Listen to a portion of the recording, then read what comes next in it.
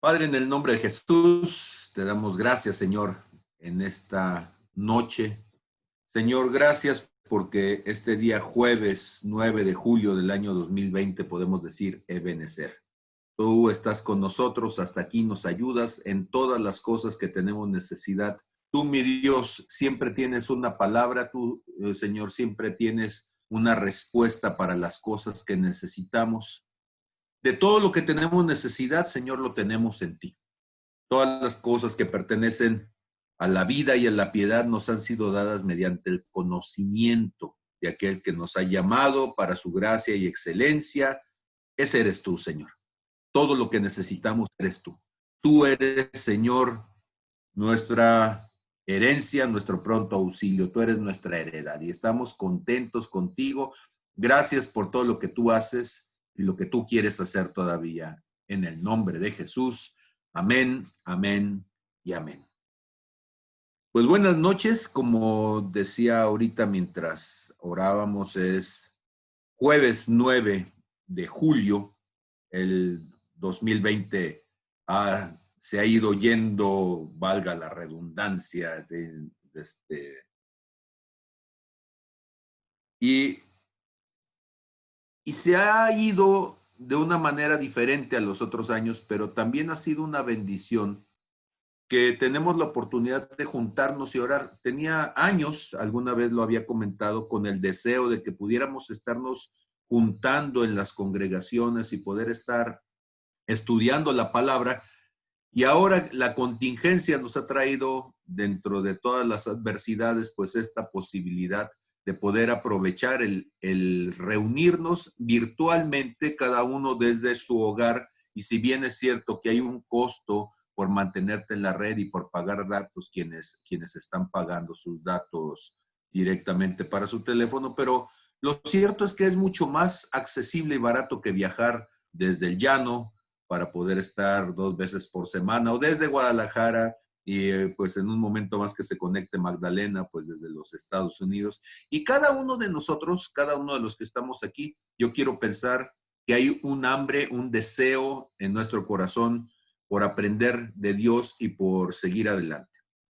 En nuestra clase anterior, si ustedes recuerdan, al momento de culminar la clase, yo les preguntaba que cuál era el deseo de su corazón, el tipo de iglesia y el tipo de pastor que anhelábamos. Y me quiero disculpar con ustedes, siempre hago cosas y luego digo por qué las hago y cuando lo explico suena bien perverso. Pero el asunto es que hemos estado hablando de modelos paradigmáticos, hemos estado hablando de modelos de interpretación y hemos estado diciendo que la forma en que nosotros interpretamos lo que vemos, lo que escuchamos, lo que sentimos, la manera en que interpretamos todas esas cosas, depende de lo que hay en nuestros corazones. Dicho de otra manera, no es lo que usted ve, sino lo que usted tiene en el corazón, lo que hace que interprete lo que ve.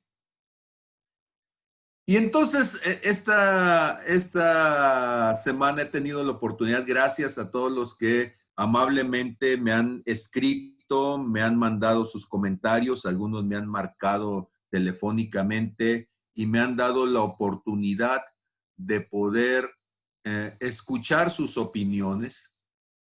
Y dicho con sana prudencia, bueno, no es que sea una iglesia a la carta, no es que estemos ofertando y pongamos un buffet para decir qué tipo de iglesia realmente quiere usted. Lo que yo quisiera es que esta noche usted se diera cuenta de algo. El mundo que usted está percibiendo depende de lo que usted ha estado guardando en su corazón. ¿Sí? Y quiero partir de esa idea entonces. Lo que veo afuera es la proyección de lo que he guardado adentro, ¿sí? Se lo voy a volver a decir. Lo que usted ve afuera es la proyección de lo que usted está guardando adentro. O sea que hay un mundo más allá de sus esquemas de pensamiento. Hay un mundo más allá de sus ideas preconcebidas. Hay un mundo más allá de sus paradigmas, sus modelos de pensamiento. Probablemente incluso hay un mundo totalmente distinto al que usted creía, porque usted ha estado viendo las cosas con una cierta perspectiva. Así lo aprendió, no digo que lo hiciera perversamente, pero en medida de que usted lo fue entendiendo, lo fue viviendo, lo fue haciendo de esa manera, resulta entonces que así es como nos quedamos acostumbrados y naturalizamos. O sea, cuando digo naturalizar, lo que estoy diciendo es que volvemos cotidiano esa forma de ver el mundo. Por supuesto que necesitamos agarrar algún versículo para que usted me crea que algo tiene que ver con la palabra, porque si no va a decir, bueno, pues este hombre otra vez ya se le fueron las cabras al monte. Pero sería bueno comenzar, por ejemplo, en Proverbios capítulo 23, en el verso 7. Este es un versículo que es muy conocido y además muy pegador, ¿sí? Y entonces dice Proverbios capítulo 23 en el verso 7, porque cuál es su pensamiento en su corazón, tal es él. Está hablando de una persona, el avaro, dice que no codicies los manjares, dice en el verso 6, pero en el verso 7 dice, porque cuál es su pensamiento en su corazón, tal es.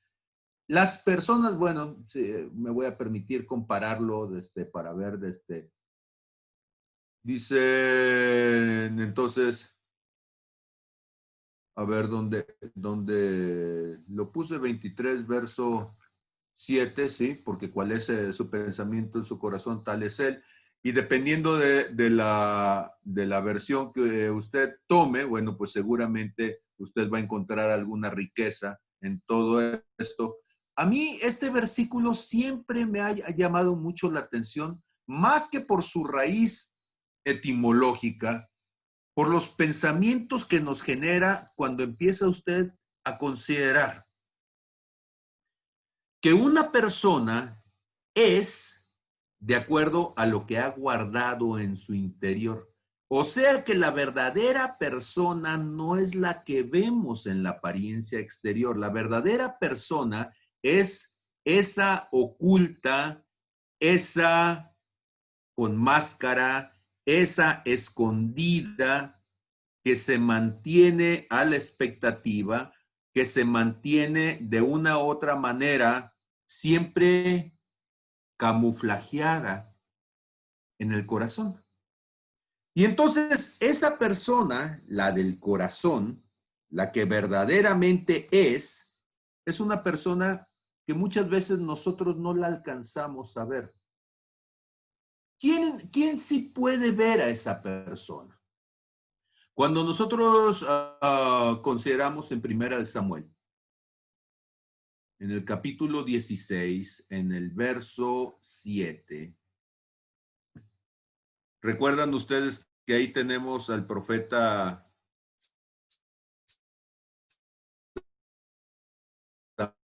Samuel a visitar a Belén, Efrata,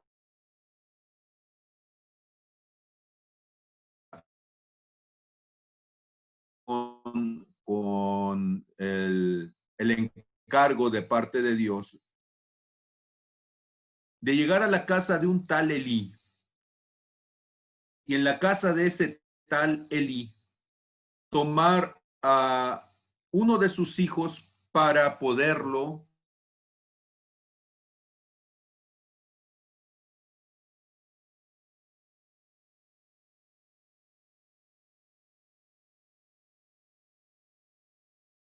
y conforme va viendo a cada uno de ellos, él los ve en apariencia adecuados, pero Dios en el verso 7 hace un señalamiento y le dice, no mires a su parecer ni a lo grande de su estatura, o diríamos nosotros, no mires sus atributos físicos, no mires entonces sus condicionantes exteriores, no mires la apariencia, porque yo lo desecho. Porque Jehová no mira lo que mira el hombre. Y entonces aquí tenemos una contradicción importante. Hay dos puntos de vista. Y el punto de vista del ser humano es un punto de vista de las cosas exteriores, de las cosas, si me permite decirlo así, sensoriales. O sea, que yo escucho con los oídos, huelo con la nariz, veo con los ojos, toco con el tacto, y me va a decir, pues eso es evidente. Pero dice el Señor, ¿sí? El hombre mira, y si me permite extenderlo a todos los sentidos, diría, el hombre observa con los ojos, escucha con los oídos, ¿sí? Huele con la nariz, prueba con el gusto, toca con el tacto, lo que está delante de él en su dimensión física, en la apariencia de las cosas, pero Jehová mira el corazón. Y entonces, si yo les preguntara a usted en esta noche, ¿cuál es la diferencia entonces en esto que estamos hablando? Y yo le preguntara a usted, ¿qué es lo distinto de la apariencia? ¿Qué es lo diferente de la apariencia? Desde el punto de vista de Dios, tendríamos que decir la esencia es diferente de la apariencia. La esencia. En la filosofía alemana, alguien diría lo inmanente, lo que permanece en el ser o que pertenece al ser y que es independiente de las transformaciones que sufre el ser. Transformaciones como que, bueno, alguien dirá, pues es que el color de tu pelo, bueno, déjeme decirle que el pelo va cambiando, ¿sí? A algunos les cambia el color y a otros les cambia la posición, ¿sí? Y de estar en la cabeza termina en el suelo, ¿verdad? Y terminan peludos. Bueno, pero finalmente el asunto es que vamos perdiendo lo que es nuestra apariencia, ¿sí? Terminamos desde de jovencitas tenían cintura de nardo y ya de mayorcitas de fardo, ¿verdad? Y entonces pues se convierte en un tonel y dice uno, bueno, pues ¿y dónde está de la que me enamoré, no? Y ella dice lo mismo, sí, bueno, pues ¿dónde están los músculos? ¿Sí? ¿A dónde quedó desde la fortaleza y la imagen? Pues todo eso, finalmente, todo eso se va perdiendo. Y entonces mi pregunta es, ¿qué ve usted? Si somos honestos delante de Dios, lo que vemos es lo que está a nuestro alcance sensorial. Vemos y sentimos de acuerdo a ese alcance sensorial. Y entonces el crecimiento espiritual, la madurez espiritual consiste en alcanzar una transición, en vivir una transición de lo natural a lo espiritual, donde lo natural significa ser una criatura que me relaciono sensorialmente a través de estos sentidos físicos con lo que está alrededor y voy transitando entonces a una condición distinta. ¿Cuál es esa condición distinta? Sí, perdónenme que de repente quite la cámara, pero necesito ver cuántos me quedan todavía allí antes de dar el cabezazo. ¿Sí? Ok, y entonces, y yo necesito entonces poder darme cuenta de qué está allí. Bueno, precisamente hice ese ejercicio para mostrar cómo si mi percepción fuera distinta, yo no necesitaría estar poniendo la cámara para poder ver qué está sucediendo del otro lado de la cámara. Porque si mi percepción fuera espiritual, yo podría ver al otro aunque su cámara esté apagada, porque estaría moviéndome entonces en un mundo espiritual. Dice entonces, me voy a ir a Isaías capítulo 6 y Isaías capítulo 6, ustedes recuerdan, hemos hablado de él y siempre tengo la tentación de quedarme atorado predicando sobre él. Y si de repente me quedo atorado, mándeme WhatsApp, aquí tengo el teléfono abierto para poder subir. Claro que sí, las llamadas y todas las participaciones y los saludos. Aquí tengo a Eduardo Garzón. Claro sí, en línea ahora, él es el radio escucha y ahora a mí me toca mandar los saludos desde esta emisora espiritual Estéreo 100-200. Adiós, bien esta noche, Eduardo, gracias por estar con nosotros. ¿Sí? Y todas esas cosas que Eduardo dice, es un excelente comunicador, me divierto de escucharlo también. Y entonces dice Isaías capítulo 6 en el verso 1, en el año en que murió el rey Usías, yo vi al Señor sentado sobre su trono, un trono alto y sublime, y sus faldas llenaban el templo. Y varias veces les he preguntado a ustedes, ¿y por qué hasta el año en que murió el rey Usías? Usías no era un mal rey, Usías era un buen rey. Usías fue un hombre con un corazón preocupado de hacer las cosas mejor que sus antecesores. Y Usías entonces, un hombre que estaba intentando servir a Dios. Pero ¿qué sucede cuando nosotros estamos viendo a Usías? ¿Sabe usted que las personas nos convertimos en un estorbo, en un impedimento, en un bloqueo para lo que Dios quiere hacer? Las personas nos convertimos entonces en alguien que por nuestra presencia, para bien o para mal, impedimos un fluir espiritual. ¿Cómo que para bien o para mal? Pues sí. ¿Recuerda usted que cada uno de nosotros cuando nacimos fuimos puestos, ubicados de parte de Dios en una familia? Y que esa familia, uno de sus objetivos primordiales era servir de modelo espiritual a las cosas de Dios.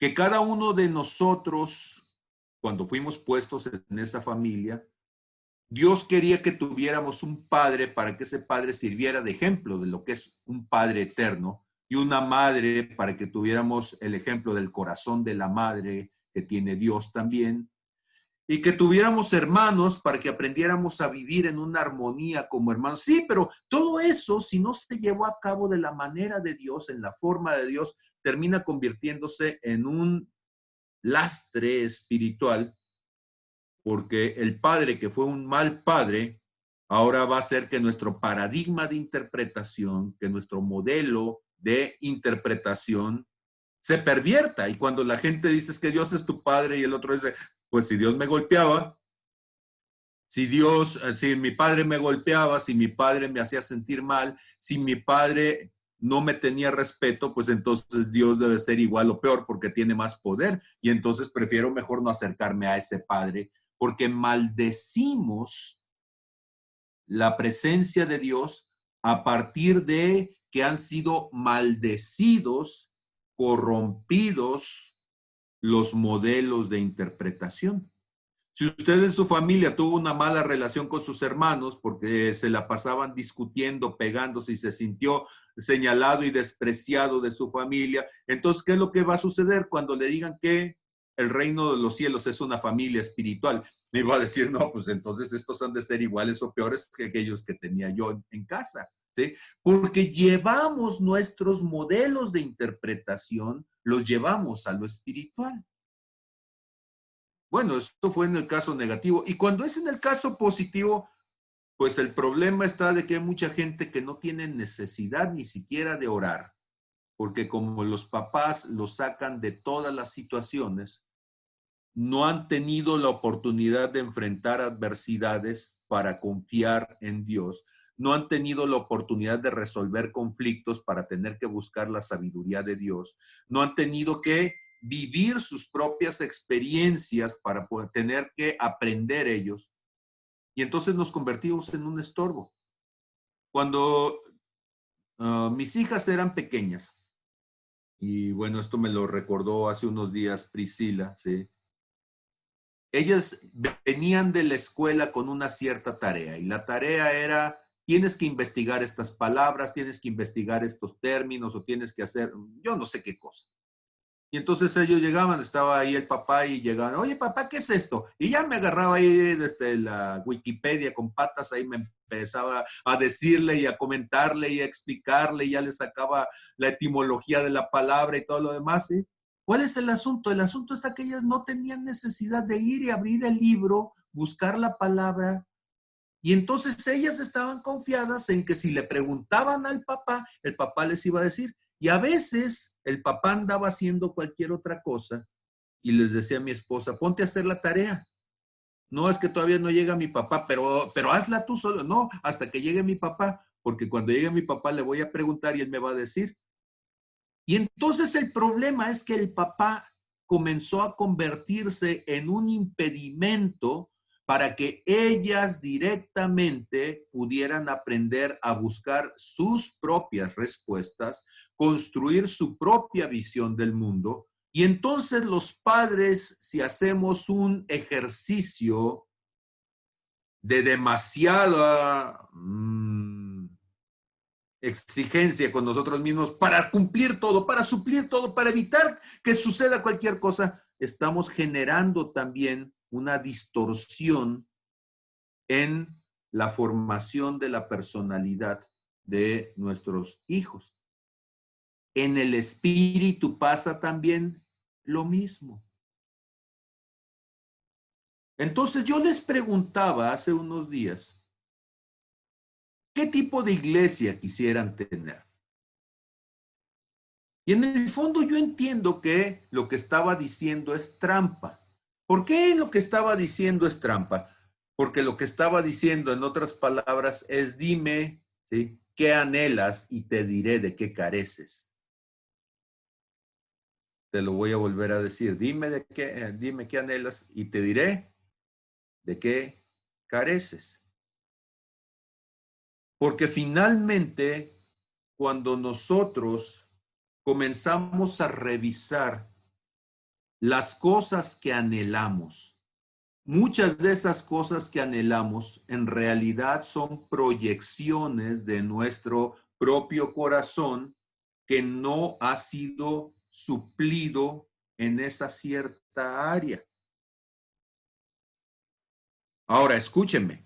Los seres humanos fuimos hechos con necesidades. No es un accidente espiritual. No es un conflicto doctrinal. Y yo sé que cuando alguien escucha de repente estas cosas puede tener un conflicto, porque dice, es que la Biblia no dice eso. Bueno, lea la Biblia, que Dios hizo al hombre y que cuando lo hizo, no lo hizo para ser Dios. Y si usted lee en la Biblia, no va a encontrar un versículo donde diga que usted tiene que ir al baño y limpiarse la colita. Pero tampoco hay ningún versículo en la Biblia que diga que Dios va a bajar y se la va a limpiar. Entonces, tiene que ser práctico y decir, bueno, si quiero vivir una vida limpia y saludable y cuando menos no ser indeseable en donde quiera que me siente, pues tengo que hacer la parte que a mí me toca, ¿sí?, de suplir una necesidad que tengo de mantener este cuerpo en una cierta condición de limpieza, de alimentación, de ejercicio y de todas las cosas que sean necesarias conforme usted las va identificando. Pero entonces tenemos un problema tremendo. Y el problema tremendo es, ¿cuáles son mis necesidades? ¿Cuáles son mis necesidades?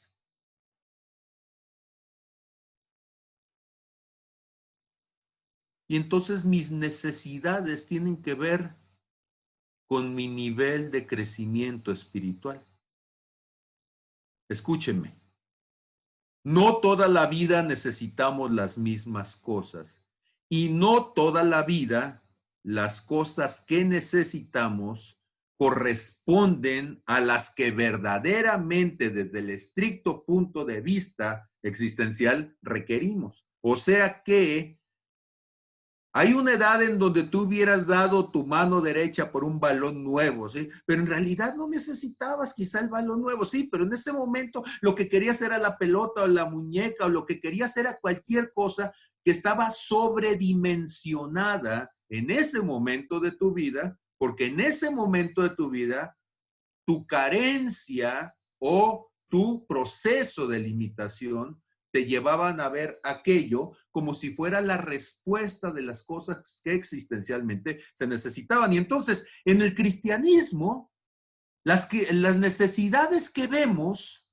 en nuestro contexto muestran también nuestro nivel de crecimiento espiritual. Y entonces, tenemos un hombre que está orando. Y ese hombre que está orando, por fin ahora tiene una experiencia espiritual distinta. Se murió el rey Usías y ahora este hombre comienza a orar y ya no hay un rey Usías que sea un estorbo, que sea un impedimento. Porque ahora este rey Usías, que antes para él representaba la seguridad de su país, la provisión, que representaba la dirección de su país, ahora este rey Usías ya está con el Señor. Y ahora Isaías tiene la necesidad de encontrar una respuesta directa de parte de Dios. Y dice entonces que empieza a tener una revelación. Tiene, si usted quiere, tiene un éxtasis, tiene un arrebatamiento, tiene una revelación. Póngale el nombre que usted quiera, tiene una teofanía. Finalmente lo importante es, tiene un encuentro con Dios. Si lo entendió, si lo vio, si lo sintió o si lo soñó, lo importante es que este rey Usías ya no está y ahora este Isaías está en su búsqueda personal buscando una respuesta. Y ve que arriba de este Dios que está viendo, sentado en el templo, en un trono alto, sublime, sus faldas llenan el templo con su gloria, ¿verdad? Ahí está, por encima de él había serafines, cada uno tenía 6 alas, con 2 cubrían sus rostros, con 2 cubrían sus pies, con 2 de sus alas volaban, y no me voy a meter a la simbología ahorita de los seres espirituales. En algún momento me acuerdan y revisamos todas esas cuestiones, pero ahorita son secundarias. Dice, y el uno al otro daban voces diciendo, Santo, Santo, Santo, Jehová de los ejércitos, toda la tierra está llena de su gloria. Ahora, es interesante que cuando él está orando, cuando él está teniendo ese encuentro, él no escucha, ¿sí?, en los cielos canciones de José Alfredo. O sea, no está escuchando el pobre de mí, esta vida es mejor que se acabe, no es para mí, los ángeles diciendo, ay, corazón, no, ¿sí? Porque de repente, cuando uno está escuchando ciertas oraciones, perdóneme si se oye muy grotesco, pero a veces parece uno que estuviera en el rincón de una cantina oyendo una canción que el otro pidió, ¿sí? Porque más que alabanza es quejabanza, y estamos entonces en el muro de las lamentaciones. Y créame que la parte más importante de la búsqueda de Dios es el encuentro con Dios. Y a veces no nos estamos encontrando con Dios y no nos estamos encontrando con nuestras propias miserias. Y yo sé que la oración es un tiempo de descanso espiritual. Yo sé que la oración también nos sirve para descargarnos, pero si habemos algunos que tenemos años y años y años descargándonos, bueno, pues ya suelte todo, ¿sí? Para que usted pueda tener entonces una relación personal y que algo sucede. Bueno, entonces dice que toda la tierra entonces está llena de su gloria. En el campamento y hace unas semanas también les compartía de esto, y los quiciales de las puertas se estremecieron con la voz del que clamaba, y la casa se llenó de humo. La voz del que clamaba. ¿Quién está clamando allí? ¿Están clamando los ángeles? Dicen, Santo, Santo, Jehová de los ejércitos, sí, toda la tierra está llena de su gloria.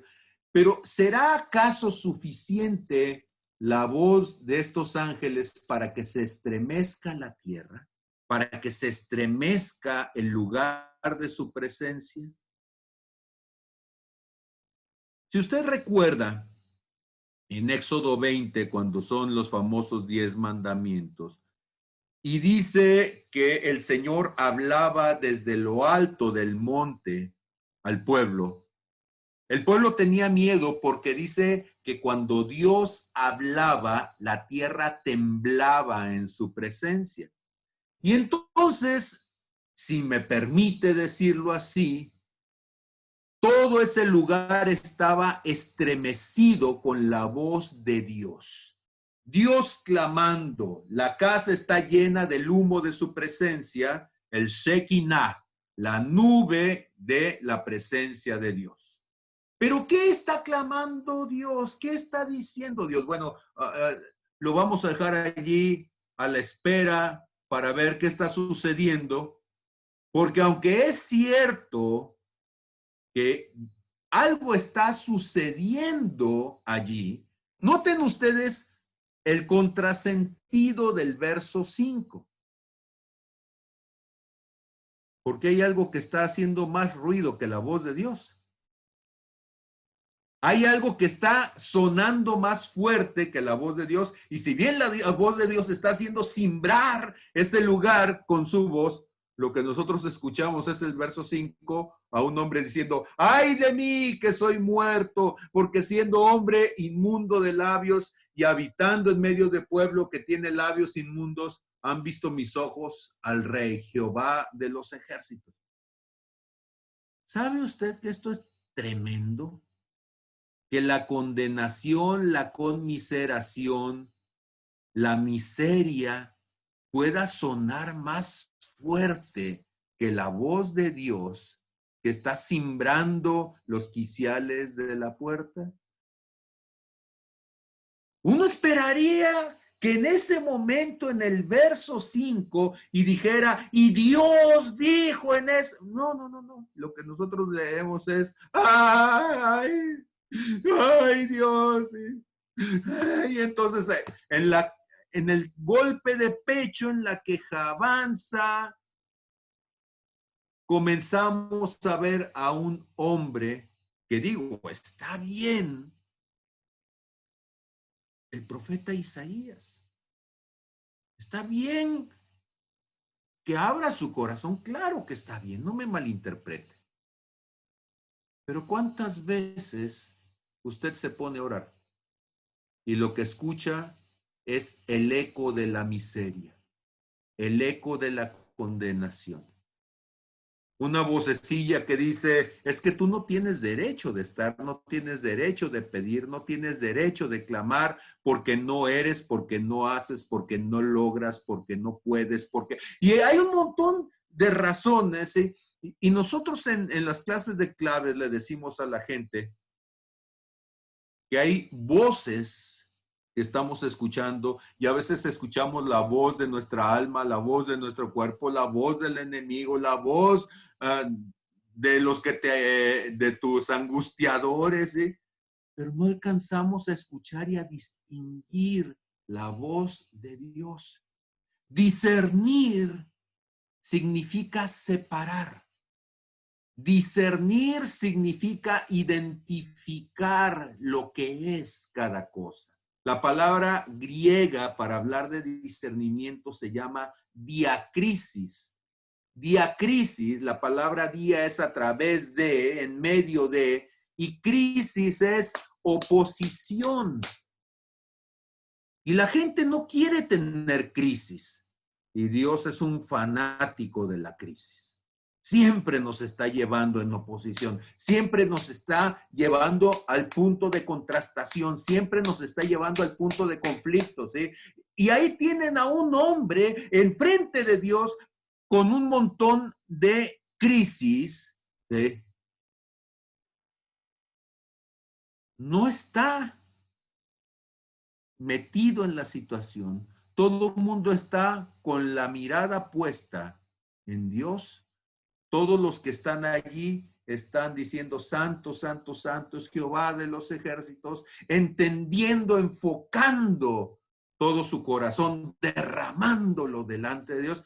Y este hombre está, ¡ay de mí! ¿Sí? ¿Qué tan fuerte sería el gemido? ¿Qué tanto estaba fuera del lugar? Que en el verso 6, Isaías 6:6 dice, y voló hacia mí uno de los serafines, haber sido uno de los sugieres, ¿verdad? Sí. que dijo, bueno, pues este está fuera y trae en su mano un carbón encendido, tomado del altar con unas tenazas, ¿sí? Y muy amablemente viene y se lo pone en la boca, ¿sí? Imagínese usted que tuviéramos de esto acá en la congregación, sería bueno, ¿no? Por ahí ahí junto a la puerta que tuviéramos un brasero y que el ujier le estuviera sople y sople, ¿sí? Y el que anduviera fuera del lugar, agarran un carbón y llegan y se lo ponen. Sí, yo sé que es una imagen salvaje, pero el asunto es, ¿cuál era la oración? ¿Cuál era la necesidad? ¿Cuál era la respuesta? La oración era, ay de mí, soy miserable. Dios me va a matar, estoy en condenación. Soy digno de ser desechado. No merezco estar aquí. Eso es lo que está diciendo Isaías 6:5, ¿sí? Vengo de una familia miserable, de un pueblo miserable, de una nación miserable. Soy un corrupto en medio de corruptos. Soy un mentiroso en medio de mentirosos. Mis ojos vieron al rey y entonces ahora soy culpable de muerte. Soy digno de muerte. Estás en el lugar correcto con la actitud equivocada. Y entonces, si la oración es miserable, pues lo que hay que hacer es suplir la necesidad. ¿Cuál es suplir la necesidad? Va y le dice, no eres miserable.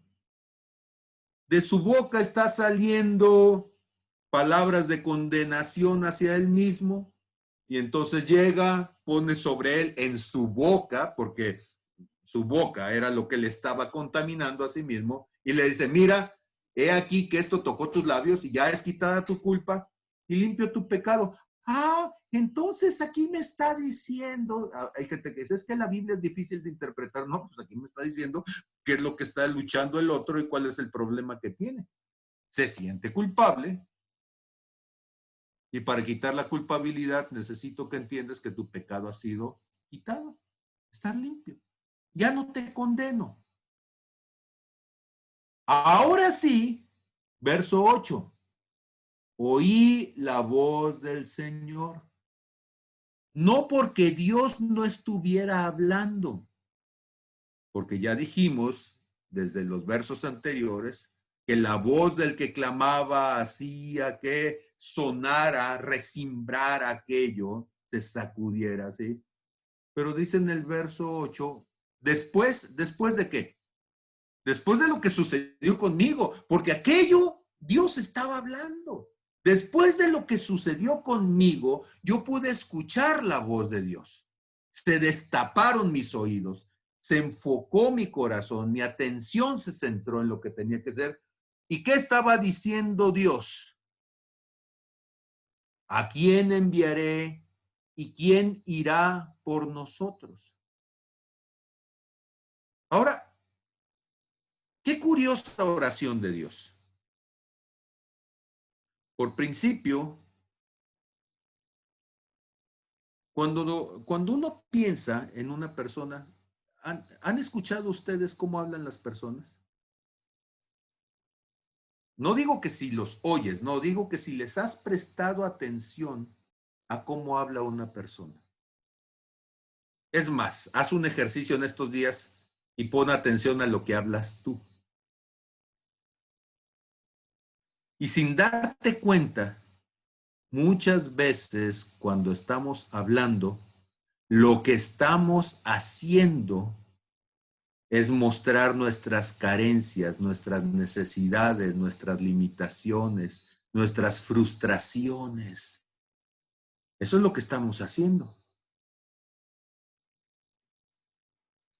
Muchas veces, cuando estamos hablando, estamos mostrando nuestros intereses, estamos mostrando nuestras ambiciones.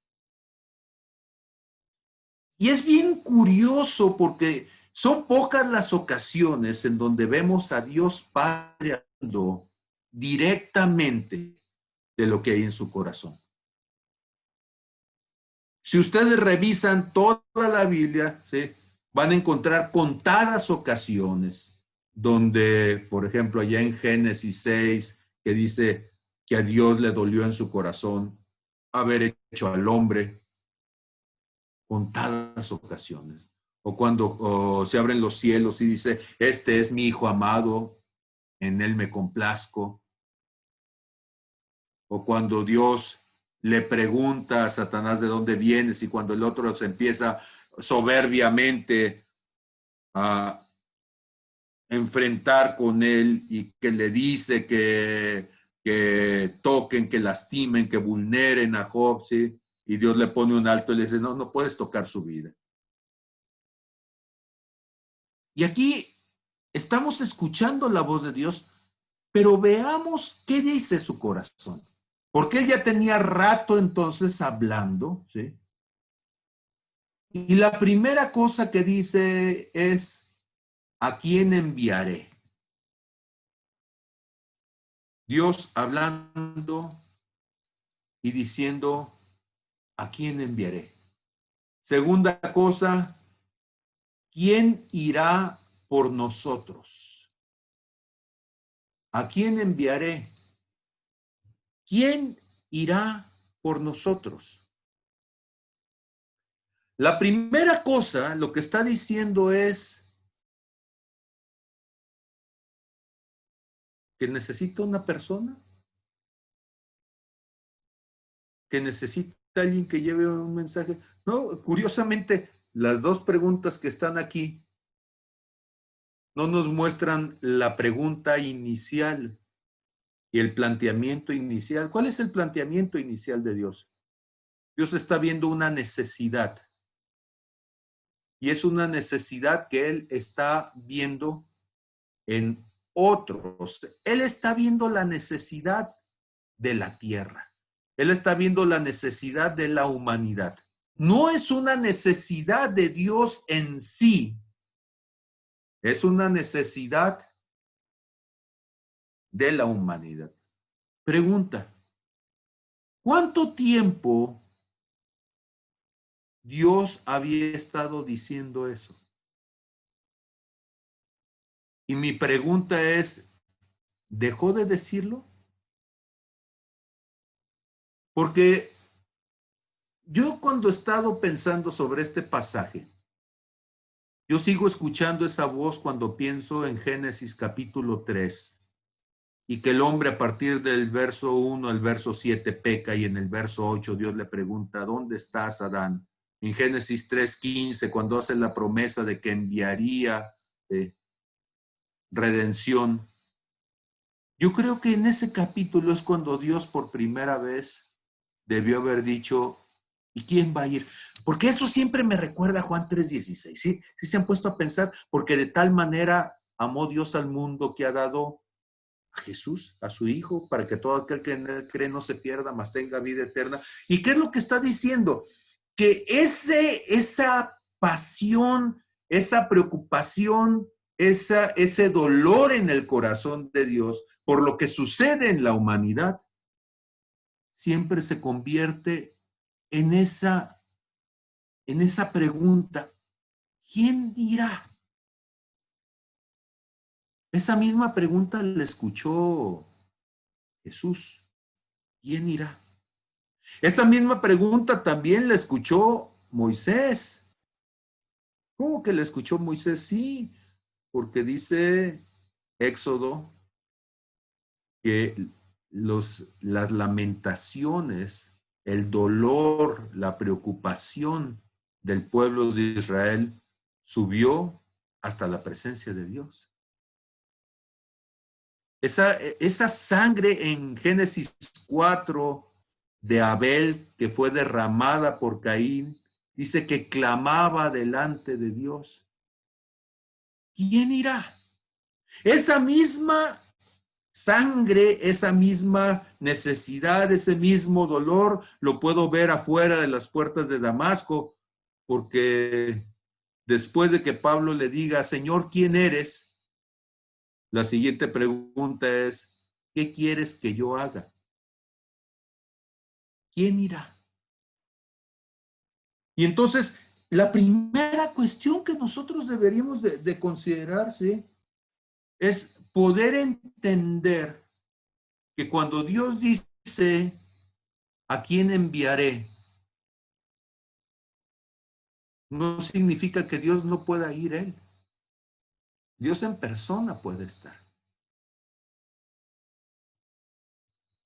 Pero el asunto es, ¿quién está dispuesto a ver más allá de su corazón dolido, de sus paradigmas de miseria, de su falta de identidad, de su lamentación, de su victimización, como dice Berta, de las telarañas puestas ahorita sobre la cabeza, como cuando Jonás cae en el agua y dice que las algas le tenían ahogándose allí, ¿sí?, con la cabeza enredada en eso. Y a veces nosotros estamos así, estamos metidos en un hoyo con la cabeza llena de algas, ahogándonos, porque no podemos ver más allá de nosotros mismos. Escúchenme, lo terrible de la victimización es que te ahoga en tu propio ego, te atrapa en tu propia trampa, donde tú eres lo único y lo más importante, donde tú eres el centro medular de tu propia necesidad. Estás atrapado, estás encerrado, es una cueva oscura, es el gran pez que te traga, y lo único que puedes decir es, ay, estoy encerrado en el gran pez, ay, tengo esta necesidad, ay, ay, ay, ay, ay, ¿sí? Y entonces, ¿quién podrá ir? Porque no puede ir alguien que siga girando alrededor de sí mismo. No puede ir alguien que lo único que está viendo es su carestía. Por ejemplo, Dios manda a Jonás a que vaya a Nínive y que en Nínive les hable de arrepentimiento a este pueblo. Pero Jonás no quiere ir, no puede ir, porque su mensaje está equivocado. Él es la víctima y él está pensando por qué Dios lo va a mandar a él, que es un hombre del pueblo de Dios, a hablarle a aquellos impíos que están mal, y luego peor todavía, ¿sí?, cuando les hables se van a arrepentir y les va a perdonar la vida. Y él está entonces diciendo, no, no, no, no, no, si se arrepienten se salvan, que mejor se pierdan, ¿sí?, que mejor Dios los calcine. Y entonces el asunto es, para poder hablar, necesitas cambiar la condición, porque necesitas dejar de ser el juez para convertirte entonces en el enviado. Áyelo. ¿Se acuerdan ustedes? Áyelo.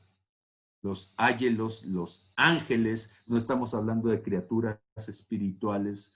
La palabra áyelo quiere decir mensajero, enviado. Y entonces, ¿quién es el áyelo? ¿Quién será el áyelo que voy a enviar? Pues alguien que está dispuesto a ver la necesidad del otro. Alguien que puede ver la necesidad del otro. Y yo les decía entonces, ¿qué iglesia quieres? Y la pregunta entonces se traduce en ¿cuáles son las áreas de necesidad que identificas? ¿Son tus áreas de necesidad o las áreas de necesidad de otros?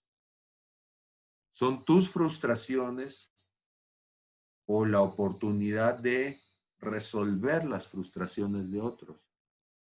¿Estás buscando tu reconocimiento o estás buscando el reconocimiento de Dios? Por eso hay mucha gente que no puede servir. Y no puede servir no porque uno no quiera que sirva, sino porque su enfoque no es en servir, es en servirse de Dios, servirse de las personas, servirse de las circunstancias y prostituye la misión. El segundo enfoque ya no tiene que ver solamente con quién enviaré, sino quién va a ir en representación nuestra, quién va a ir y va a hablar lo que yo quiero que se hable y va a decir lo que yo quiero que se diga y lo va a decir en los términos que yo quiero que se diga. Terminamos yendo de parte de Dios para hacer nuestra voluntad. Terminamos yendo de parte de Dios para juzgar de acuerdo a nuestros criterios. Escúcheme, si usted está preocupado por la sana doctrina, déjeme decirle una cosa en santa paz. Usted va a tener toda la eternidad para que su doctrina se hipertrofie si quiere, ¿sí? Y tenga una doctrina así de gimnasio espiritual increíblemente sana y saludable, ¿sí? Con unos bíceps teóricos de envidia, ¿sí? Ahorita en medio de la necedad, lleve al otro a un encuentro con Cristo. Que si no entiende toda la doctrina, que entienda que Cristo murió por él.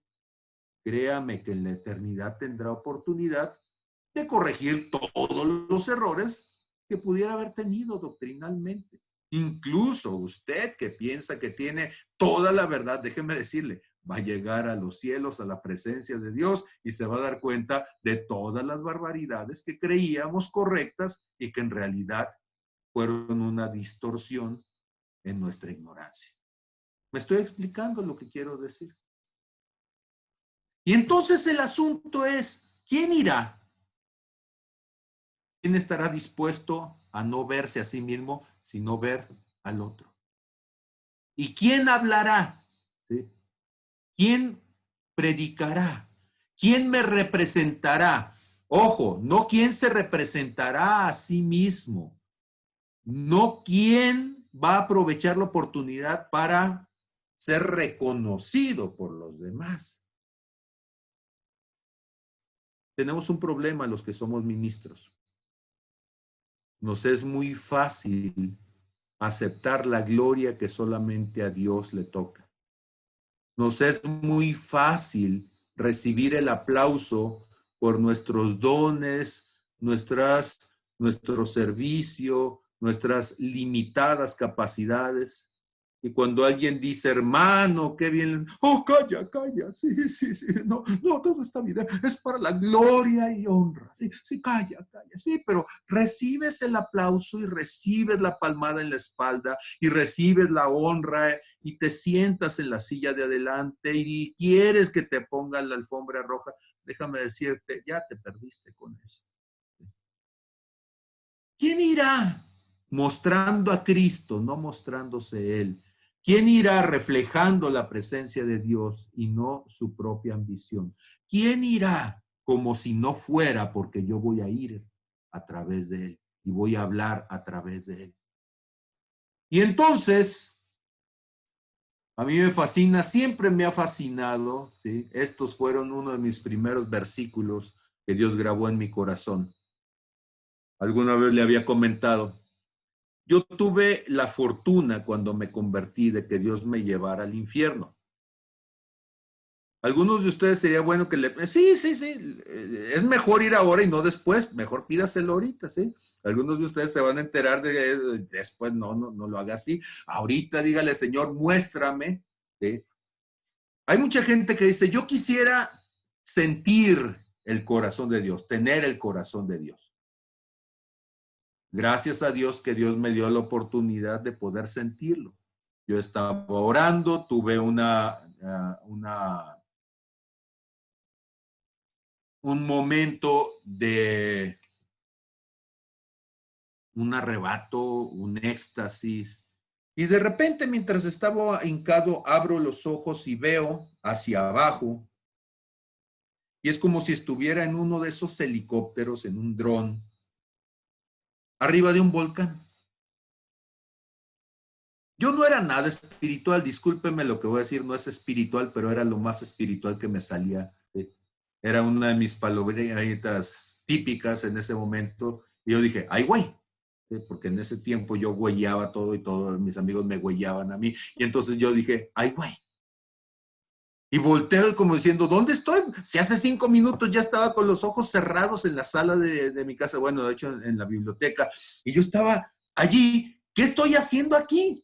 Volteo, veo que es como un volcán, magma ardiente, volteo hacia arriba y cuando volteo hacia arriba alcanzo a ver algo que va cayendo. No sé cómo decírselo, si fue audible o lo sentí solamente, yo sabía que aquello que iba cayendo era un alma. Y con esa cierta incredulidad, con esa cierta curiosidad del niño, que ve uno que algo va cayendo, pues yo vi cómo iba cayendo, ¿sí? Hasta que llega y toca el magma aquel, y en el momento en que toca, fue un dolor en mi corazón, como si me hubieran atravesado, ¿sí? Con algo. Ahora, yo a estas alturas de mi vida, por las cosas que había vivido, por cómo me había endurecido, por las cosas, el rechazo y la miseria y todo lo que usted me quiera decir, yo voy a decir, tiene razón. Mi corazón estaba endurecido. Yo había sufrido bullying, había sido violado, había sido golpeado, había sido despreciado y cuánta cosa. Y entonces hubo un momento en donde yo me capacité para no llorar. Agarraba agujas, agarraba alfileres, me atravesaba la piel, me enterraba todo aquello para sentir dolor, ¿sí? Cuando empecé a fumar, me apagaba los cigarros en la mano para aprender a soportar el dolor. Cuando me caí en la motocicleta, me arranqué 2 dedos de un pie, quedaron adentro del calcetín y fui al hospital jalando mi moto todavía con los dedos colgándose, caminando y con eso. Y no lloré, por cierto. Soy resistente, no sé por qué, a los analgésicos, quizá por toda una vida de dolores de cabeza. Y entonces me pusieron un analgésico, no me hizo nada, me pusieron otro, no me hizo nada. Me dijo la persona, ya después como de 4 o 5 cartuchos, no puedo ponerte más porque te puedo generar un infarto. Dice, pero hay algo muy bueno. Y agarró una batelenguas, le puso un puño de gasas y dijo, muérdeme esto un ratito, ¿sí? Me lo puse entre los dientes y mordiendo me echó 40 puntadas en cada dedo, ¿sí? Para salvarme los dedos, volverlos a pegar, ¿sí? Y no lloré. El día que se murió mi padre, mi corazón estaba tan endurecido que yo me puse a ayudar a limpiar el cuerpo de mi padre. Me, me, me puse y cosí su mandíbula como se hace con los cadáveres para que no se abra durante el velatorio. Y no lloré. Estaba en el sepelio y todos mis hermanos y mi familia estaba llorando y yo estaba ahí como si estuviera en una película ajena, no lloré. Pero aquel día, cuando cayó esa sombra, era como si me arrancaran a pedazos. Mis gritos se escuchaban a una cuadra. Mi familia, que siempre estaba pensando que yo ya estaba loco, ese día lo confirmó y dijeron, este ya se volvió loco, ya me iban a mandar con los juaninos a Guadalajara, a Zapopan, ¿sí? Porque ya estaba loco, ¿sí? Y yo estaba grite y grite diciendo, ya no, Señor, ya no quiero sentir. Yo siempre había dicho, Señor, yo quiero sentir con tu corazón. Y ese día dije, ya no, Señor. Y el versículo que vino a mi corazón fue Isaías 6:8. Envíame a mí. En ese momento mi vida cambió, porque en ese momento yo supe que el resto de mi vida yo estaba dispuesto a hacer lo que fuera, pero yo no iba a sentir eso eternamente. Y por eso le digo que sería bueno que en sus próximas vacaciones le diga al Señor, oye Señor, y si me das una vueltecilla por ahí, ¿sí? Unos días cálidos por ahí abajo, ¿sí? Créame, después de una vivencia profunda, le cambian las ganas a uno de muchas cosas, ¿sí? Ese día fue, ¿sí? Como si hubiera pasado una eternidad después de esa vivencia Yo dejé cuanta cosa hubo que dejar. De repente tuve una convicción profundísima para dejar de fumar. Tuve una convicción profundísima para dejar de decir, ay, güey. Tuve una... todo lo que me había sido difícil durante años, mira qué fácil. Y el asunto, pues nada más es motivación, ¿verdad? Me va a decir, pues viera qué motivado estaba. ¿Sí? Y no es sadismo ni masoquismo, sadismo que yo lo diga si usted o masoquismo que yo lo busque, pero yo digo, Señor, recuérdamelo. ¿Sí? Recuérdamelo. Hazme ir, ¿sí? En más de algún momento, Señor. Recuérdame lo que cuesta un alma. Recuérdame lo que te duele un alma. Porque yo sabía que lo que estaba sintiendo era lo que Dios siente en su corazón. A mí siempre se me ha hecho bien curiosa la condición humana. Porque cuando alguien le dice, oye, fíjate que fulanito está enfermo, vamos a orar, y la persona dice, oh sí, Señor, te pedimos. Pero cuando se te está muriendo tu hijo, entonces quién sabe de dónde te sale la fe. Y empiezas a clamar con desgarro. ¿Sí? Había un apóstol en Veracruz que nos contó esa historia. El apóstol se apellida Ramírez y tienen una red de iglesias, o las tenían, estoy hablando hace 20 y tantos años, y fue a darnos clases al Instituto Bíblico una semana, lo invitaron. Y una de las cosas que él nos compartía era cómo a causa de su crecimiento, los grupos delincuenciales, un día le agarraron a una de sus nietas y les pidieron un rescate. Y cuando les pidieron el rescate, normalmente lo que mucha gente hacemos es, bueno, mandamos el mensaje, hablamos. Y Dios le dijo, esto es un asunto entre tú y yo. Y cuando Dios le dijo eso, él se metió a su cuarto y empezó a clamar desgarradoramente, ¿sí? Peor que si se hubiera muerto, peor que si hubiera... No, no, él comenzó a clamar, a gritar, a llorar, a suplicar. Y duró allí, dice, no sé cuánto tiempo, dice él, ¿sí? Porque para mí parecía como si hubiera sido una eternidad. Sé que duré horas, dice. Pero hubo un momento en donde Dios dijo, ya te escuché. Quería que te dieras cuenta de una cosa. Cuando le tocan a uno un hijo, cambia la manera de orar. Si así oraras tú por mis hijos en México, ¿hace cuánto te hubiera escuchado tantas cosas? Ahora, yo no lo digo para que nadie se sienta condenado, por supuesto. Lo que te estoy diciendo es, nos cambia mucho cuando nosotros somos a los que nos duele y que es directo. Y entonces, el asunto es que cuando tú dejas de verte a ti mismo en tu necesidad y empiezas a ver la necesidad del otro, cuando tú dejas de verte desde tu limitación para ver la limitación del otro, cuando dejas de estar preocupado por tu eternidad, por estar preocupado por la eternidad del otro, cambia la perspectiva. Ahora, fíjense ustedes, ¿sí? Cómo a pesar de todas estas cosas hay un proceso de crecimiento y de desarrollo espiritual, porque dice en Isaías 6:9, y dijo Dios, anda y dile a este pueblo, óiganme bien, pero no van a entender. Vean, por cierto, pero no van a comprender. Ah, caray. Señor, pues no me estás mandando que vaya y les diga. Sí, vas a ir y les vas a decir, pero no te van a hacer caso. Vas a ir y les vas a hablar, pero no, ni te van a pelar. ¿Sí? Señor, entonces, ¿a qué voy? Dice, engruesa el corazón de este pueblo y agrava sus oídos y ciega sus ojos para que no vean con sus ojos, ni oigan con sus oídos, ni su corazón entienda, ni se conviertan y haya para él sanidad.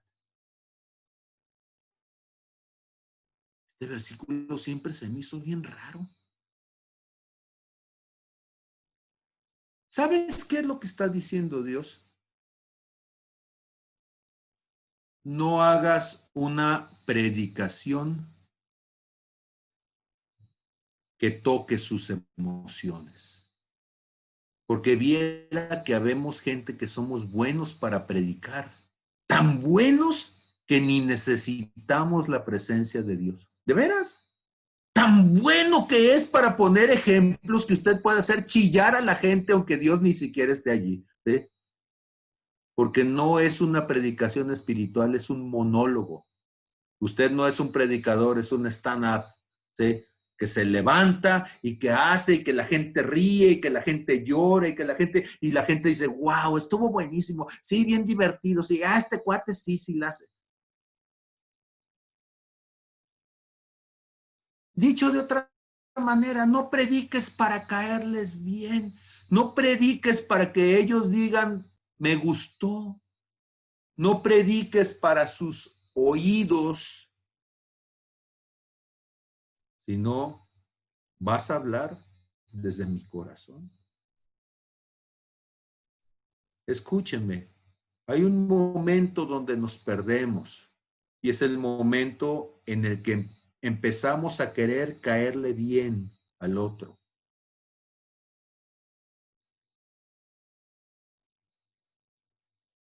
¿Cuál pastor usted quisiera? Yo quiero un Pablo Cancino. Ese es el Pablo Cancino que yo quiero. ¿Sí?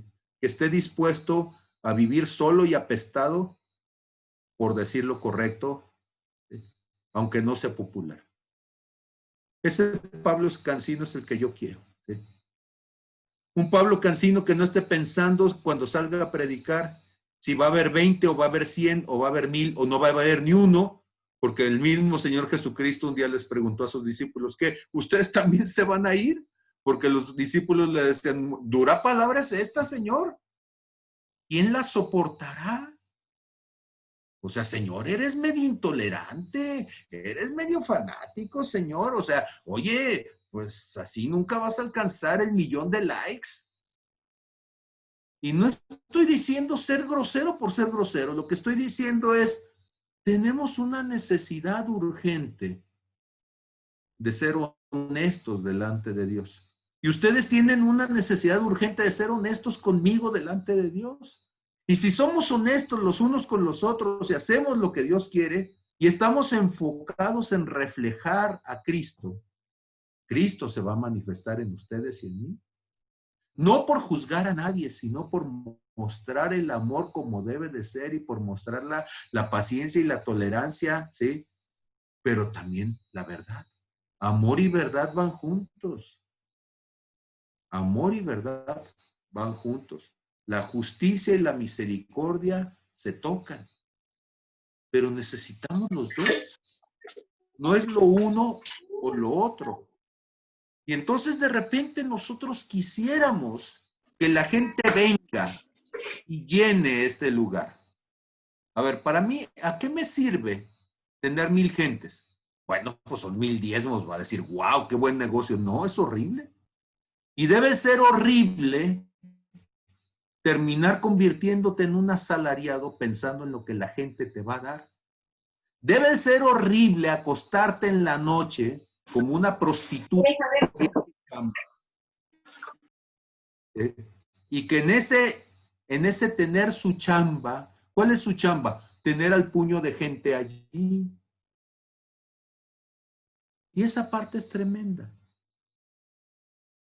Y entonces le pregunta Isaías, Señor, ¿y hasta cuándo voy a estar hablando de esa manera? ¿Hasta cuándo? Y él dice, hasta que las ciudades estén asoladas y sin morador, y no haya hombre en las casas y la tierra esté hecha un desierto, hasta que Jehová haya echado lejos a los hombres y multiplicado los lugares abandonados en medio de la tierra. ¿Hasta cuándo? Dice, hasta que vivan las consecuencias de su propia necedad, hasta que cosechen el fruto de su manera de vivir.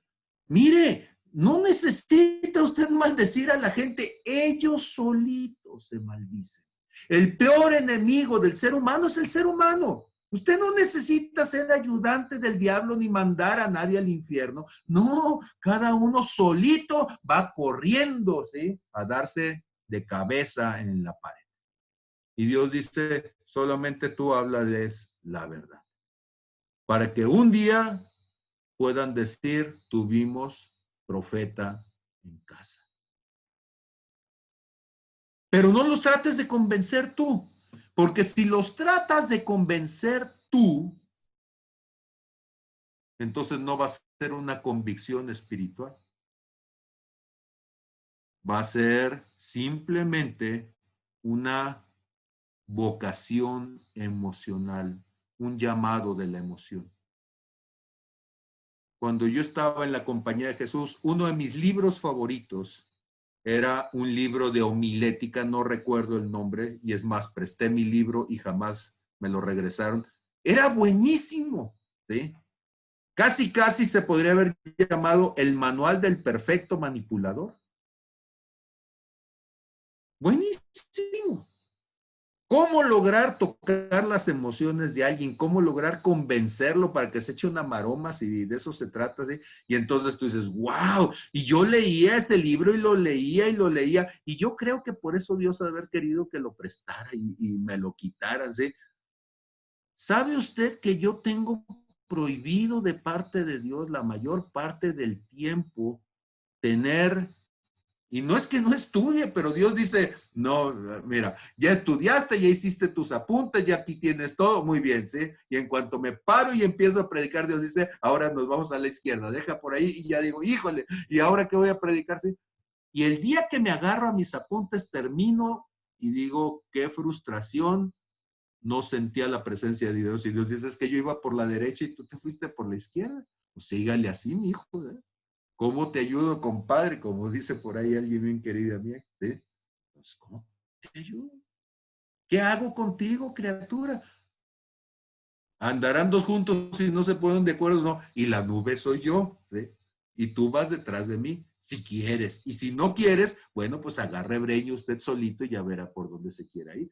Y entonces el asunto con todo esto que estoy intentando expresarse es que el plan de Dios, escúcheme, no es que usted se sienta bien. Ah, qué caray. Hermano, ahora hasta esa doctrina rara va a traer, no, el plan de Dios no es que tú te sientas bien, el plan de Dios es que tú vayas a la cruz juntamente con Cristo, mueras y resucites para ser a la imagen de Él. ¿Sí? Y si Dios te da un mejoralito, tú vas a seguir exactamente en lo mismo con tu mejoralito espiritual. Y vas a seguir siempre con una cosmovisión egoísta. El mundo gira alrededor de mí. La oración es para que Dios me dé lo que yo necesito o lo que creo que necesito, para que Dios me chiquee, para que Dios me saque, para que Dios... ¿sí? Y Dios dice, no, no es así. ¿De veras quieres tener un encuentro con Dios profundo? Así como Isaías. Y va a ser muy incómodo porque entonces Dios te va a llevar a otros. ¿Cómo se nota la madurez espiritual? Y estoy terminando esta noche. La madurez espiritual es cuando tú logras transitar del yo al otros. Y cuando logras llegar al otros, dejas de ser el evangelista feliz, porque hay muchos evangelistas que son el evangelista feliz. ¿Cómo es el evangelista feliz? Llega, toca las emociones, vacía los bolsillos, se lleva lo que había allí y deja a la gente en su hoyo y en su vida. Usó a la gente. Es una buena prostituta. Te da un momento feliz, un orgasmo espiritual, y ahí a ver cómo te va en tu casa cuando llegues. ¿Sí? Así de brutal. Pero la diferencia con el ministro es que del yo pasa al tú y del tú pasa al nosotros. O sea, nos hundimos juntos. Estamos en esto juntos. Nos cuesta la vida juntos. No me voy a servir de ti. Te voy a servir y vamos a estar juntos. El problema es que en eso ya no hay tanto beneficio. El beneficio es el pisa y corre espiritual. El toque de bola, la jugada de sacrificio, ¿sí? Y después de eso, play off, ¿sí? Se acabó el juego y vámonos cada quien a su casa. La vida espiritual no es así. Jesucristo no vino, se apareció, tronó los dedos y dijo, todo el mundo está a salvo. Escúchenme, el problema no es que Dios pueda hacerlo. Alguien me preguntaba hace tiempo, ¿es que Dios no es suficientemente poderoso para que podamos creer que Dios con su poder lo puede hacer? Sí, Dios es suficientemente poderoso, pero no suficientemente estúpido para hacerlo así. ¿Por qué? Porque el problema, déjenme decírselos claro, el problema no es Dios. Dios no es el que tiene que cambiar, somos nosotros. Y la única manera en que el ser humano cambia es viviendo un proceso. Y ese proceso lo enfrenta consigo mismo, lo enfrenta con su carencia, lo enfrenta con su necesidad, lo enfrenta con su egoísmo, lo enfrenta con las consecuencias de una vida estúpida. Y después de todo eso, entonces el ser humano dice, Señor, ya no quiero vivir así. ¿Cómo le hago? Y Dios dice, sal de ti hacia el otro. Y ya que estés con el otro, entonces ahora vuélvelo una relación de pacto y hazlo nosotros. ¿Sí? El niño, cuando nace, es egoísta y él quiere todo para él. Esa es la primera etapa. Un niño espiritual es el yo soy el centro. Va creciendo y ese ego se empieza a convertir en una atracción hacia alguien más. Y entonces ya le interesa a la muchacha, le interesa la otra, pero no hay un nosotros, le interesa para él nada más. Va, la embaraza y la abandona, va, se la agasaja y la abandona, va, la lastima y la abandona. O también las muchachas lo pueden hacer, ¿sí? Pero entonces no le interesó al otro. Algunos hasta se casan, ¿sí? Y dicen, ya le cumplí. No, no le cumpliste, le engañaste porque le hiciste creer que ibas a tener hombre en casa, que iba a tener ayuda en casa. No, no, no, pero al contrario, la hiciste tu esclava para que te cocine, te lave, te planche, te haga... Pero en realidad, ¿sí? Sigue siendo esclavismo, ¿sí? Espiritual. ¿Por qué? Porque si fuera un nosotros, entonces estarías preocupado en qué puedo hacer yo por la otra persona. Pero sigues pensando en jugar el balón con tus amigos, sí, el domingo, y sigues pensando en tu partido y sigues pensando en yo no sé cuántas cosas. No hay un nosotros. ¿Cuándo empieza el nosotros? Cuando empiezas a desdibujar el yo, cuando dejas de idolatrar el tú y cuando empiezas a pagar juntos, te empieza a doler el otro, te empieza a traer una carga el otro y te empieza a alegrar el otro. ¿Sí? La emoción primordial del niño es el egoísmo. Hay un gozo egoísta, se llama hedonismo. Estamos puros adultos aquí, si hay un niño, pues ahí se lo explican, ¿sí? El gozo hedonista es la masturbación. Tú solito, ¿sí? Tienes tu propia vacación en casa, tú solito. Con la emoción principal del joven es la simpatía. Simpatía significa junto al otro, pero no en sus zapatos. Tú a tu casa y yo a la mía. Quiere a la muchacha, va a hacer la agasaja y luego va y se la deja al papá, ¿sí? Y la va a ver al día siguiente, para que el otro se la mantenga, para que el otro se la vista, para que el otro, ¿sí? Sí, y entonces él nada más quiere el privilegio de ir a agasajársela, pero no quiere la responsabilidad, ¿sí? Y uno dice, pues ya cásate con ella. No, no puedo ahorita. Ah, pero todo lo demás sí puedes, ¿verdad? ¿Sí? Entonces, para eso no estás limitado. Nada más para las responsabilidades, sí, pero para todos los derechos, amigo con derechos, ¿sí? Y entonces la simpatía es la segunda actitud en el proceso de madurez. Pero la tercera se llama empatía. La empatía es la emoción del nosotros, es la actitud del nosotros, donde ya siento lo que tú sientes y yo cargo contigo la responsabilidad, donde compartimos la alegría y compartimos el dolor, donde hay abnegación. Y tú no puedes ser una persona abnegada si no eres una persona empática. Jesucristo le decía, ¿qué haremos con ustedes? Están como los jóvenes de las plazas, que les tocamos y no cantan ni danzan, y les endechamos y no lloran, ¿sí? O sea, viven en su mundo, viven en lo suyo. Entonces, es importantísimo entender esto. Y termino entonces con esta noche de reflexiones, ¿sí? Porque el que quiere Dios que cambie somos nosotros. Nuestros modelos de pensamiento determinan, como lo he dicho tantas veces, nuestros modelos, nuestros modos de relación. La revelación de Dios depende de tu forma de ver, de tus paradigmas, de tus modelos de pensamiento. Y si no rompes eso, no vas a tener relación, vas a tener religión. La religión eres tú sirviéndote del mundo, tú sirviéndote de Dios para un descargo de conciencia. ¿Sí? Es el hedonismo espiritual. Amén. Muy bien, pues esto ha sido esta noche. Claro que sí. Querido Eduardo, gracias por abrir tu cámara. Qué gusto de verte.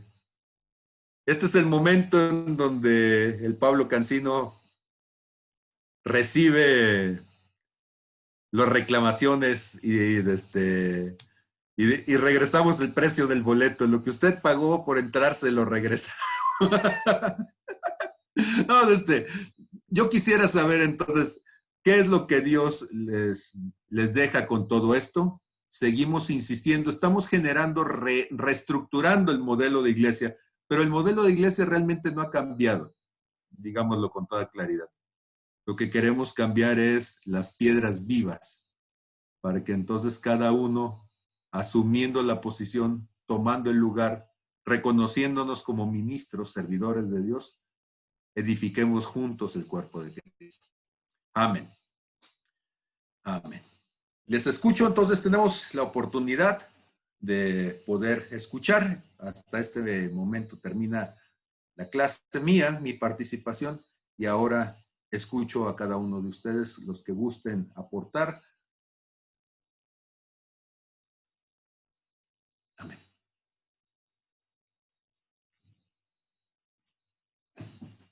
Voy a sacar mi grillo. Ok, Berta, viene.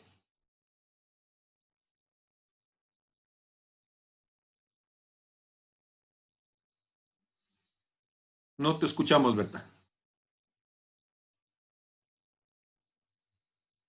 Déjenme ver si el problema está de que tengo aquí algo que diga que no pueden. No, aquí dice que sí puedes reactivar tu micrófono. ¿Sí? Entonces, ya nada más es. La expresión antes era tengo un nudo en la garganta, ahora es tengo un nudo en el Zoom, en el micrófono. Así que tienes Okay. un boy. Ya, Viene. ya tenía enrollado el mouse. Ok. Bueno, ese día de la enseñanza y ayer sí me quedé pensando, dije, bueno, pues esto tiene que ver con precisamente nuestros paradigmas, dije, todo esto es más que nuestros paradigmas que precisamente tienen que ser transformados, tienen que ser rotos. Y bueno, les comparto esto no a manera de, pues aunque valga la redundancia y que bueno, Dios sabe mi corazón, que no lo digo para gloriarme. Lo que hice, no queriendo yo, bueno, no queriendo, no pudiendo salir ahorita y más que en Guadalajara tenemos el nivel número 1 en Jalisco de alta de contagio de coronavirus, que aunque eso no me da miedo, aparte por cuestiones económicas y otras diversas fuentes, no puedo salir. Lo que hice fue que de repente me meto en temas ahí en el Facebook y el otro día haciendo comentarios en Facebook, pues empecé a comentar con gente allí y de pronto no sé cómo sucedió la situación que una persona me manda mensaje por Messenger y terminamos platicando ahí y total que me terminó pidiendo que intercediera por su hermano porque estaba muy grave en el hospital de Soquipan, intubado por el COVID y estas cosas. Entonces, Dije yo, mira Dios, cómo estamos pidiendo porque tú nos permitas manifestarte hacia la gente de fuera, y a pesar de que no puedo salir, me estás permitiendo que a través de un medio tan común como el Facebook, pues tú me estás acercando a la gente para que yo pueda valerme de este medio al no poder salir, y que la gente me llegue, y que pues de esa manera poderles yo hablar del Dios en el que yo creo, y decirles que claro que voy a orar por ellos y que voy a estar en contacto con ellos a través de Messenger para que Dios se manifieste en sus vidas. Y estoy en otro grupo donde también estoy ayudando a personas que han padecido de ansiedad, y también los estoy ayudando a través de mis experiencias, para que sepan que sí se puede salir, para que sepan que hay una esperanza, que no están solos y todo. Y estoy pues ahora sí que desde mi propia genética, desde mi propia vacuna generada en mí, por la gracia de Dios, ahora pues ayudando a esas personas. Entonces, pues lo comparto, y los invito a los demás a que se animen. O sea, si ahorita no podemos salir por obedecer a nuestros gobernantes, hay otras formas en las que podamos trabajar. Aquí ahorita el gobernador ya amenazó que si los casos siguen subiendo, no quiere llegar al extremo de que va a parar todo completamente, e incluso el transporte público y todo, a que no se mueva absolutamente nada por un periodo de 15 días. Estamos en supuestamente los hospitales están llenos a un 25%, dice, pero si ve que los hospitales llegan a una capacidad de un 50%, va a parar absolutamente todo, nada se movería en la ciudad, en todo el estado de Jalisco. Entonces, pues confiemos en Dios que no llegue a eso, pero pues entre tanto la gente pues tenemos que tomar y extremar precauciones. Entonces, no sé cómo esté tal así la situación en Nayarit o en Tepic, pero tenemos otras fuentes de acercarnos a la gente, y de verdad que la gente está buscando, y así como nos has enseñado, tenemos que romper con nuestros paradigmas y empezar a obrar. O sea, Dios sigue con ese grito, como bien lo mencionas, de preguntando quién va a ir, o sea, quién va a ir, quién me va a representar, quién es capaz de sentir que pues la gente se está muriendo allá afuera, y que necesitan saber que yo existo, que necesitan saber que sigo siendo el mismo Dios, que no he cambiado. Entonces, pues solamente quería comentar eso. Gracias. Ok, gracias, Berta. Muy bien, Dulce, tienes por ahí tu participación. Buenas noches, ¿sí me escuchan? Perfectamente, adelante. Ok. De lo que estaba comentando acerca de la lectura de hoy, un tema precioso, muy fuerte, muy entendible también. Anoté, porque ya que luego se me olvida, que mis necesidades tienen que ver con mi crecimiento espiritual. Esto es la búsqueda del Señor, como ya lo he comentado. Y cuando reconozco cuán grande es Dios y cuán pecador soy, y el alcance de su perdón, entonces recibo poder para hacer su obra. Pero lo que estaba pasando con Isaías, en la visión que el Señor le mostró de toda la grandeza y la magnificencia de Él, era ver cuán puro y perfecto es nuestro Señor. Y su lamento me llevó a pensar que he confesado mi pecado, he pedido perdón, pero aún me falta terminar el proceso para poder clamar, ay de mí, porque la parte de la vergüenza de reconocer públicamente mi pecado de adulterio, mi pecado de mentira, de frustración, de envidia, de pereza, de ira, todavía no ha llegado, todavía no lo he enfrentado por la cobardía. que es lo que muchas veces puede suceder en el pueblo de Dios. Tenemos miedo a ser señalados, a que nos digan, pero ¿cómo va a ser posible que tú puedas pretender ser algo si tienes muchas cargas que no has dejado delante del altar? Y entonces cuando estaba comentando eso, no sentí decirle a mi Padre Celestial amoroso como es Él, yo, Señor, pues nada más me falta salir a la calle y que me señalen y que me griten y que me digan y que me acusen. Y a cada una de esas personas la voy a bendecir enormemente, porque ellos no saben lo que es.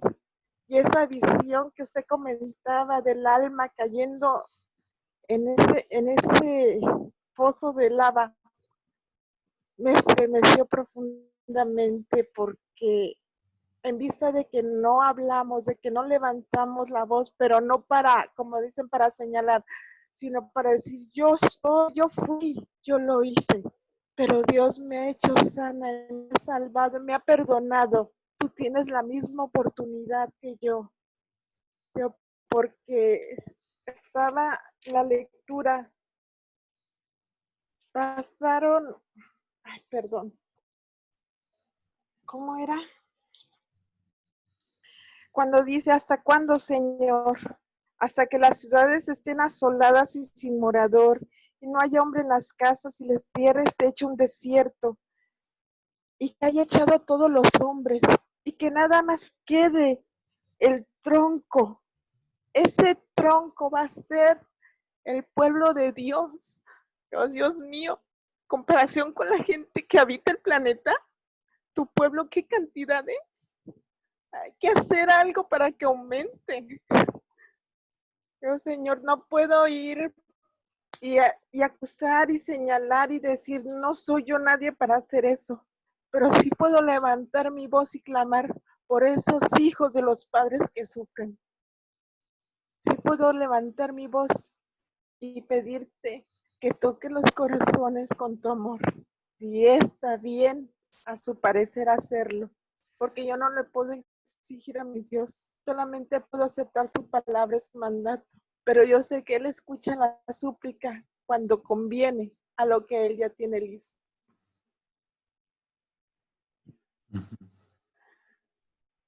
Es todo. Amén.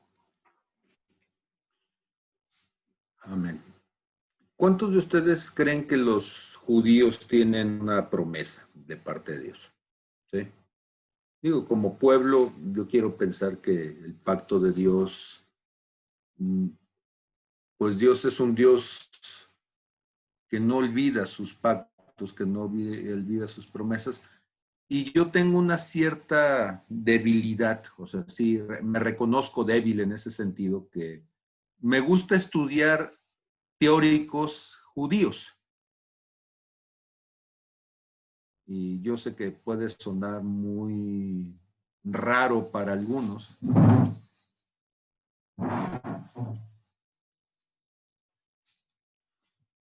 Por ejemplo, aquí tengo este viejito que está aquí, barbón, si lo alcanzan a ver. Okay. Este viejito que está allí se llama Martin Buber. Él es un judío sionista, ya murió, fue de los fundadores del Estado de Israel, aunque nace en el Imperio Austrohúngaro, años después, previo a los campos de exterminio. Él fue de los que lograron salir antes y libraron su vida. Y seguramente ustedes han escuchado aquella frase de que lo nuestro es una relación y no una religión. ¿Alguien ha dicho esa frase? ¿Sí? ¿Te han dicho esa frase? Es que el cristianismo no es una religión, es una relación. Ok. ¿Y ya leyeron al que dijo la frase? Eso que están diciendo, ¿sí? Y que para muchos es el colmo de la espiritualidad cristiana, lo dijo un judío sionista, ¿sí? Que se llama Martin Buber. Y entonces, ¿por qué digo eso? Porque necesitamos buscar gente que tenga un referente espiritual, que tenga un hambre espiritual, que nos lleve, que nos rete. Y hay un judío que me llama mucho la atención, si ustedes lo pueden revisar también.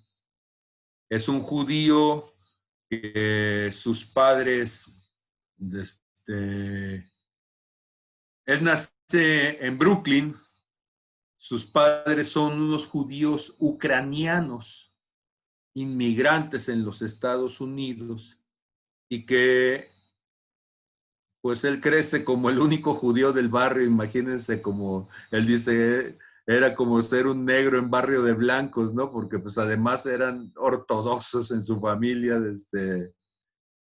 Y este hombre entonces empieza a estudiar, él quería estudiar derecho, quería estudiar para ser abogado, para ser pues un licenciado en derecho. Pero finalmente se decide por estudiar psicología. Y una de sus propuestas, precisamente, que es parte de su tema doctoral, es el sentido de la motivación. Seguramente más de alguno de ustedes lo ha escuchado, se lo recomiendo que lo lean. Se llama Abraham Maslow. Abraham Maslow habla precisamente de esto: la motivación, la necesidad y los satisfactores. Y el punto más alto de la necesidad, él lo dice como un hombre espiritual, es la necesidad de, es la necesidad de, a ver, déjenme ver si me acuerdo cómo lo dice, de la realización creativa, moral, del llegar al punto máximo de la espiritualidad. Y eso es más importante que comer, que vestir, que tener un lugar donde vivir, que la gente te quiera o no te quiera. ¿Cómo lo sabe Abraham Maslow? Porque Abraham Maslow puede ver a 6 millones de judíos muriendo en la Segunda Guerra Mundial, contemporáneos de él, familiares de él. Acuérdense que su familia estaba en Ucrania y muchos de ellos murieron, la mayoría murieron, como muchos otros judíos, ¿sí? Y él dice, ¿y cómo es posible que alguien pueda morir por una idea? Y él dice, porque es la plenitud de la... Sí, esa es la pirámide de Maslow. Esa es la plenitud de la necesidad humana, la necesidad de la realización espiritual. No estoy mezclando la Biblia. No, el nombre de Abraham Maslow no viene. Abraham, el esposo de Sara, ese sí viene, ¿sí? Pero un hijo de Abraham, del siglo XX, contemporáneo en nuestros días, meditando sobre la experiencia de toda una nación, nos lleva entonces a ese punto, ¿sí? Y mi último comentario sobre eso, no sé si esa proyección o esa fascinación debe ser algún tipo de mi herencia familiar. Les he comentado que mi familia es judía sefardita, y aunque hay algunos ahí en la familia que patean el pesebre y que no quieren nada con lo espiritual, pero yo creo que hay herencia de parte de Dios y hay llamados de parte de Dios, y que es bueno aprender de quienes tienen esa hambre de Dios. Entonces, en Santa, que busquemos de Dios. Si usted logra transitar de la tripa al corazón, ya le ganó mucho, ¿sí? Entonces, ya no se deje llevar por la tripa, ya no se deje llevar por las necesidades físicas, orgánicas. Busque necesidades de más alto sentido y valor humano existencial. Una última participación, no sé si haya por allí, si alguien quiera participar. Como veo que el tablero está sin nombres, por eso es que ya tengo un pie en el estribo, pero si alguien quiere decir algo antes de... No sé si Tocayo quieres comentarnos algo. Bueno, sí, pasó los micrófonos al nivel de la cancha, sí, allá donde las arañas tejen su nido, ahí está Eduardo Garzón. Eso es el perro Bermúdez.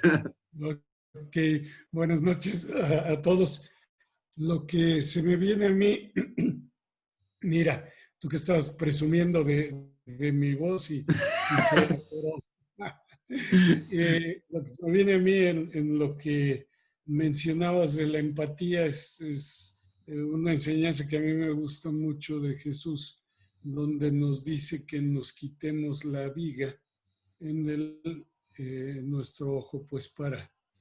Pero lo que viene es lo que me encanta, porque normalmente lo hacemos como yo, pecador, que tengo la gran viga en el ojo y no puedo verte, Señor.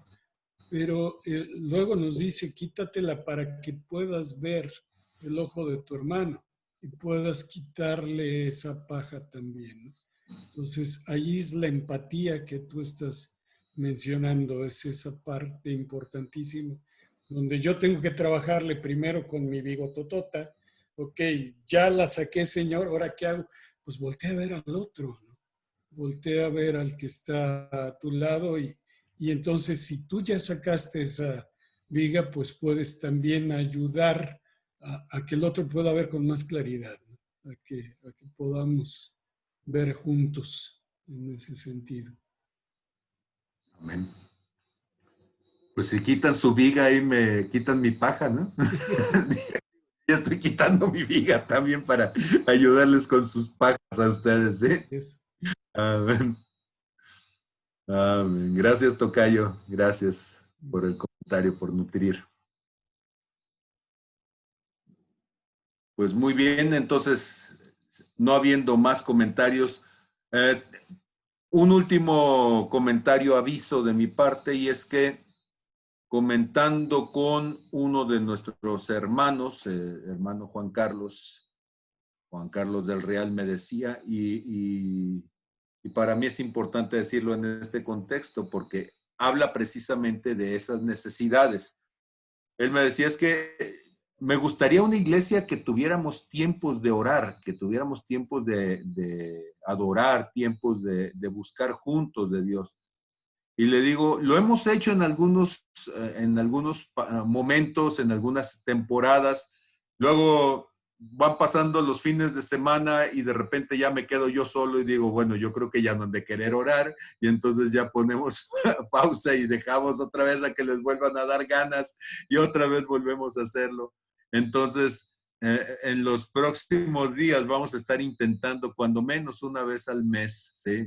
Claro que si hay gente que quiere orar más tiempo, podemos platicarlo, pero el poder buscar cuál es el mejor día de la semana en que podamos juntarnos y orar, clamar, berrear, llorar, gritar, decir o descansar en la gracia, en lo que corresponda según el momento, Dios nos dirá. Y entonces, si alguno de ustedes tiene esta inquietud, háganmelo saber, claro que sí. Vía WhatsApp aceptamos mensajes de texto y aceptamos textos escritos con sugerencias que nos lleven a la parte alta de esa búsqueda de la presencia de Dios. ¿Ve? Entonces, el poder ser empáticos con el corazón de Dios, el poder ser empáticos con la necesidad de las personas, el servir a otros, no servirnos de otros, todo eso nos va a hacer que nuestra vida se convierta en una bendición, como de hecho ya lo debe ser. Entonces, muchas gracias. Saludos, bendiciones. Dios les bendiga a todos. Espero que las agruras espirituales no los dejen dormir y que lo pongan por obra todo esto. ¿Sí? Entonces, llévenlo a la vida diaria. ¿De acuerdo? Dios les bendiga a todos. Gracias por su amor y su misericordia. Bendiciones.